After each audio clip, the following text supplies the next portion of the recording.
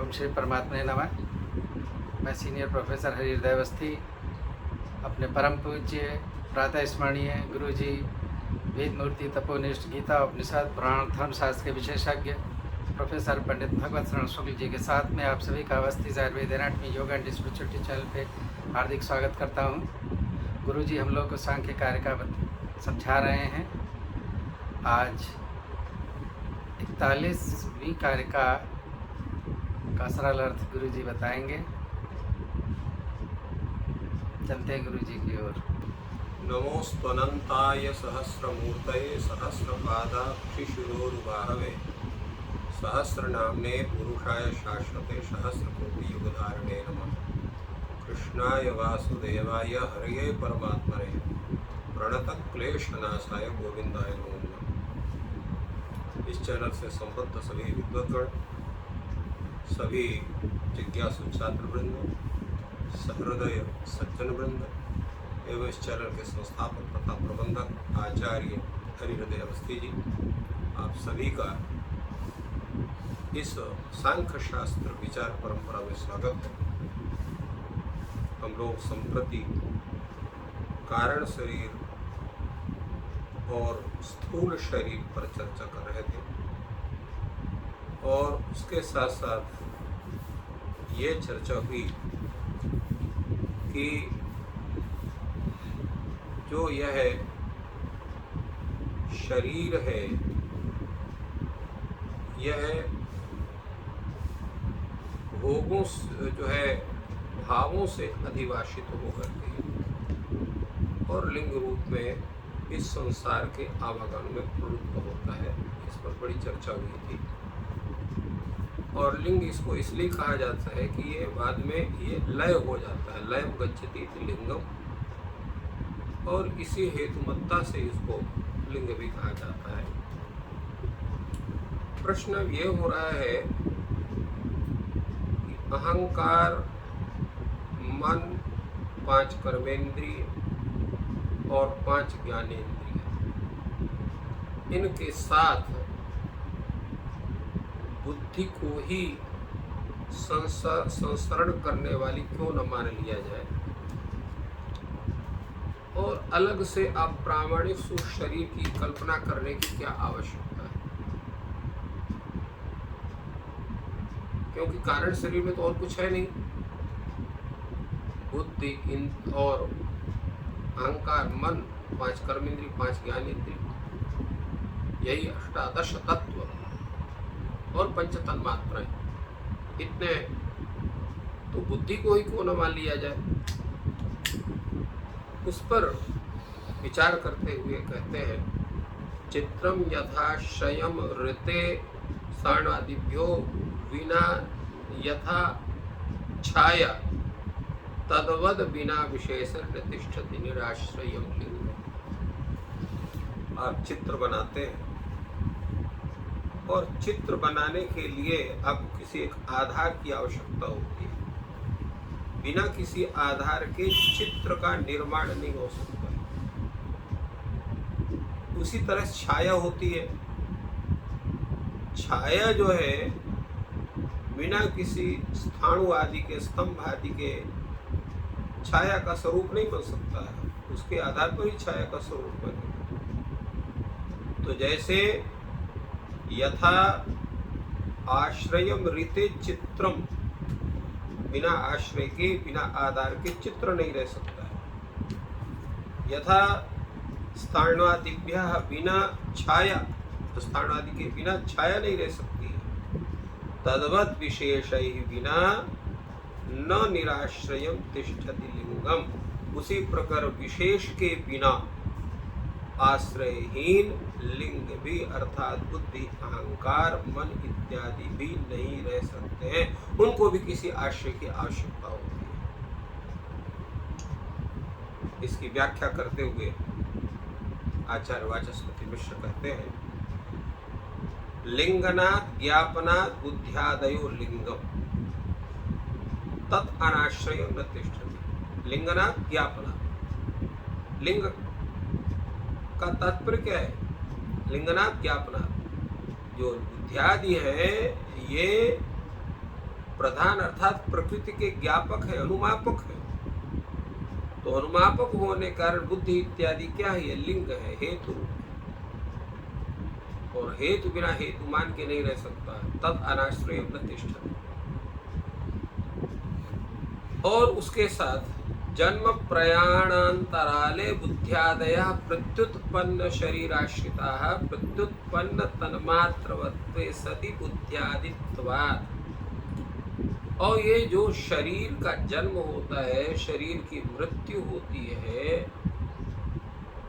तो ये जन्म और मृत्यु के बीच में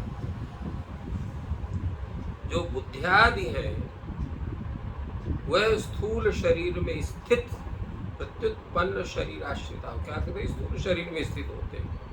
तो स्थूल शरीर आदि में बुद्धियादि जो स्थित हैं उसके समान अवश्य ही किसी प्रत्युत्पन्न तन्मात्रत्वे अर्थात पूर्व प्रस्तुत जो शरीर है उसमें आश्रित रहते हैं। तो स्थूल शरीर के पहले कौन सा शरीर रहेगा?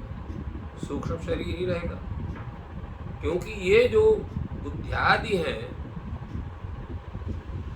तो ये बुद्धियादि जो अपने पूर्व उत्पन्न ये पंच तन्मात्राओं से युक्त होते हैं। तात्पर्य ये है कि जो बुद्धि है, अहंकार है, मन है, उसके साथ जो एकादश इंद्रिय है उनका जो आधारभूत बनता है पंच तन्मात्राएं बनती है। उसी के आधार पर उस शरीर में वो सब रहते हैं। और जो स्थूल शरीर 60 कोश जिसके में 6 कोश, 3 कोश माता के द्वारा और 3 कोश पिता के द्वारा प्राप्त होते हैं, जिनकी पूर्व में चर्चा की गई, उनके माध्यम से जो स्थूल शरीर होता है उसमें ये सब के सब सूक्ष्म शरीर से प्रविष्ट होता है और एक काल विशेष तक ही उसमें रहता है। इसके बाद उससे विस्तृत होता है। तो इन बुद्धियादि के उस कारण शरीर का स्थूल शरीर में प्रविष्ट होना ही उत्पत्ति है और उस स्थूल शरीर को छोड़ना ही मृत्यु का स्वरूप है। तो इसलिए ये जो दृश्यमान शरीर जो में रहने वाला जो बुद्धियादि है, ये भी जो है जैसे इसमें बुद्धियादि रहते हैं उसी प्रकार सूक्ष्म शरीर में भी वो बुद्धियादि रहते हैं, क्योंकि बिना आश्रय के रह नहीं सकते। इसीलिए लिखा बिना विशेष ही, अर्थात बिना विशेष का तात्पर्य है सूक्ष्म शरीर। सूक्ष्म शरीर का मतलब तन्मात्रा से युक्त जो बुद्धियादि हैं उनके साथ में होकर के ही वो रहता है। आगमश्चात्र भवति। यहाँ पर जो है प्रमाण में क्या है? इसमें आगम भी प्रमाण है। महाभारत का प्रमाण यहाँ पर आचार्य वाचस्पति में उपस्थापित कर रहे हैं। तत्व सत्यवतः ततः सत्यवतः कायात् पाशबद्धम वशंगतम अंगुष्ठमात्रम पुरुषम निश्चकर्ष बलाद यम।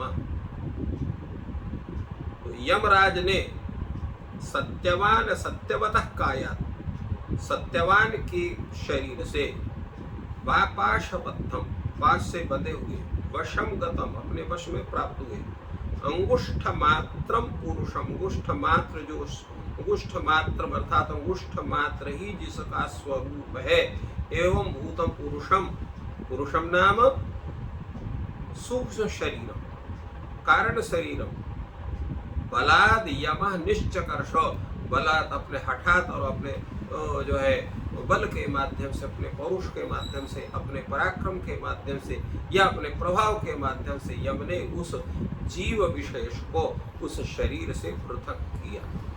ये महाभारत। तो इससे ज्ञात होता है कि वो जो सूक्ष्म शरीर है उसका जो आकार है वो अंगुष्ठ मात्र है। अंगुष्ठ मात्र तेन सूक्ष्म शरीरत्वं उपलक्षयति, उसको बतला रहे हैं। तथा सत्यवतः कायात् पाशबद्धम वशंगतम अंगुष्ठ मात्रम पुरुषम निश्चकर्ष बलाद यम, यम ने उसको अंगुष्ठ मात्र पुरुषों को वहां से निकाला, शरीर से निकाला। तो तात्पर्य क्या है?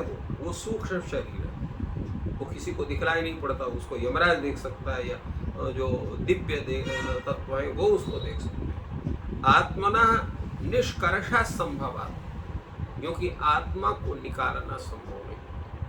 आत्मना निष्कर्षा संभवात सूक्ष्मेव शरीरम पुरुषः, इसलिए जो पुरुष शब्द से सूक्ष्म शरीर का ही ग्रहण किया जाता है, अर्थात सूक्ष्म शरीरावच्छिन्न जो बुद्धि आदि हैं उन्हीं का ग्रहण होता है। तदापि पूरी स्थूल शरीरे शेते, और वह भी जो सूक्ष्म शरीर है तो वो शरीर रूप स्थूल शरीर रूपी पूरी में वो विद्यमान रहता है। जैसा पूर्व में हमने कहा था कि स्थूल शरीर में स्थूल शरीर के रहने का एक काल विशेष निर्धारित है कर्म के आधार पर। तो जब तक कर्म उसका स्थूल शरीर में रहने का रहेगा तब तक वो रहेगा, इसके बाद उससे वो निकलेगा, ये इसका तात्पर्य। तो इस तरह से इन्होंने ये बताया कि बुद्धियादि जो है वो बिना अपने आश्रय के नहीं रह सकते हैं। सूक्ष्म शरीर में उनका आश्रय पंच तन्मात्राएं होते हैं, और स्थूल शरीर में पंच तन्मात्रा से युक्त स्थूल शरीर जो पंच भौतिक शरीर है जिसको षाट कौशिक बताया गया उसमें वो रहता है। तो इस कारण से यहाँ पर केवल बुद्धि आदि वो संसार के संसरण में वो उपयोगी नहीं हो सकते हैं, क्योंकि आश्रय भी उनकी सत्ता नहीं बने। तो इस प्रकार गुरु जी ने बहुत ही सरल शब्दों में कार्य का अर्थ हम लोगों को समझाया। आपका दिन शुभ हो, ईश्वर आपकी सहायता करे।